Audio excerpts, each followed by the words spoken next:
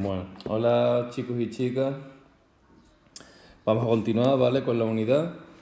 El último día recordamos que estudiamos las radiaciones tipo alfa, beta y gamma, ¿vale? Y surgió la idea, ¿no? Intentando explicar este tipo de radiaciones, de que debía de ocurrir algún tipo de transformación a nivel del núcleo del átomo, ¿vale? Pues hoy vamos a continuar, vamos a tratar estas transformaciones radiactivas y vamos a estudiar cómo surgió el concepto de isótopo, ¿vale? A partir de SODI, y veremos eso, las denominadas reglas de SODI para intentar describir, ¿de acuerdo?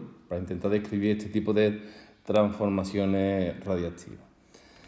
Bueno, Rutherford y Frederick Soddy publicaron una teoría, ¿vale? Sobre estas transformaciones radiactivas. Con esta teoría lo que intentaban explicar, lo que intentaban era describir, ¿vale? Describir esos cambios que se estaban produciendo. Intentaban explicar el proceso, ¿no? Ese proceso de emisión de estas partículas y transformación a nivel del núcleo del átomo, pero sin intentar explicar el por qué estaba ocurriendo. Es decir, lo que querían era describir el proceso, la intención de esta teoría era describir el proceso, pero sin intentar explicar el por qué debido a que carecía de la suficiente información en la época, ¿vale? Bueno, pues esta teoría consistía básicamente, la idea principal era admitir que un átomo cuyo núcleo ha emitido una partícula alfa o una partícula beta se transforma en otro átomo, en otro núcleo. Hay una transformación nuclear, ¿vale? Es decir, que un núcleo original, llamémosle A, se transforma en un núcleo final, llamémosle B, emitiendo alguna de estas partículas alfa o beta, ¿vale? Esta emisión, por tanto, constituiría una ruptura del átomo en dos partes. Por un lado, la partícula que se está emitiendo y por otro lado, el átomo residual, ¿no? El átomo que quedaría después de esa transformación a nivel nuclear, ¿de acuerdo? Ese átomo residual sería evidentemente distinto del inicial, ¿vale? Bueno, pues este proceso se denominó desintegración o transmutación nuclear. La palabra transmutación, ¿no? De cambio, ¿de acuerdo?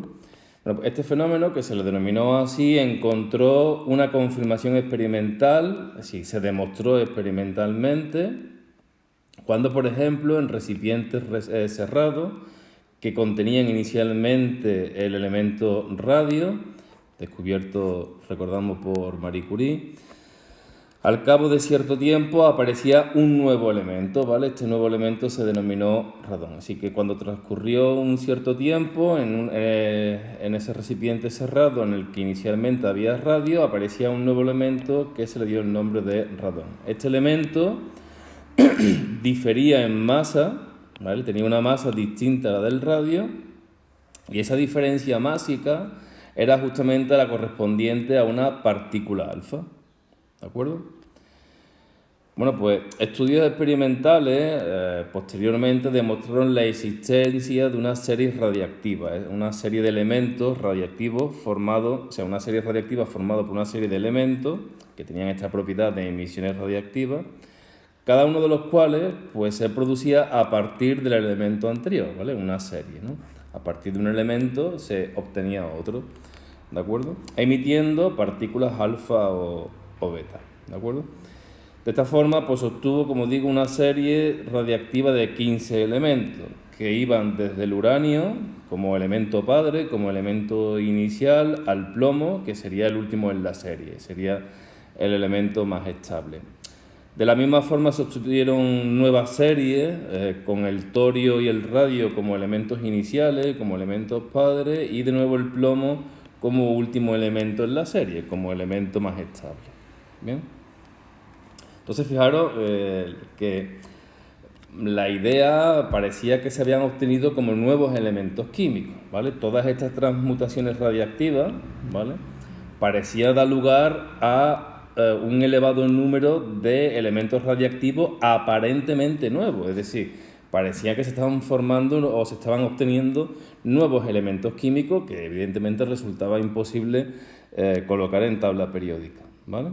Pero sin embargo, por otra parte, muchos de estos nuevos elementos, aparentemente nuevos que se estaban obteniendo, poseían unas propiedades químicas idénticas a los elementos que ya se conocían. Diferían de estos elementos en algunas propiedades físicas, ¿vale? Entonces la situación era que se estaban obteniendo una serie de nuevos elementos radiactivos a través de esas emisiones de partículas, que aparentemente eran nuevos elementos químicos, pero sin embargo tenían las mismas propiedades que elementos químicos que ya se conocían. Diferían en ciertas propiedades físicas. Entonces, fue Frédéric Soddy, que para explicar este hecho planteó una hipótesis en la que él consideraba que un elemento químicamente puro realmente podría estar formado por átomos idénticos, átomos iguales desde un punto de vista del comportamiento químico, pero sin embargo podrían distinguirse o diferir unos de otros en la masa atómica y en ciertas propiedades físicas como es el comportamiento radiactivo, ¿no? Esta fue la idea, la hipótesis que sugirió Soddy para intentar explicar, ¿no?, esa aparición de tantísimos nuevos elementos, ¿de acuerdo? Él consideró que un elemento químicamente puro ya conocido realmente podría estar formado por átomos iguales desde un punto de vista del comportamiento químico, pero podrían distinguirse unos de otros, diferir unos de otros en la masa atómica y en ciertas propiedades físicas, como por ejemplo el comportamiento radiactivo.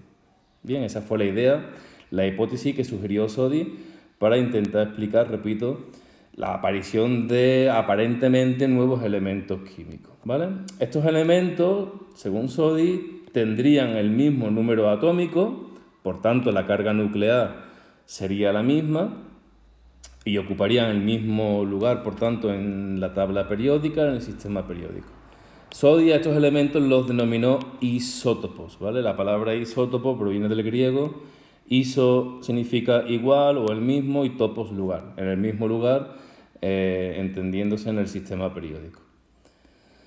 Bueno, pues toda esta complejidad de aparentemente nuevos elementos se resolvía así, con esta hipótesis que sugirió Soddy, de forma que cada nuevo elemento que aparecía, nuevo entre comillas porque realmente no es nuevo, se consideraría como un isótopo, ¿vale?, de algún elemento ya conocido en tabla periódica. Bien, bueno, voy a cortar aquí, ¿vale?, y continúo en el siguiente vídeo.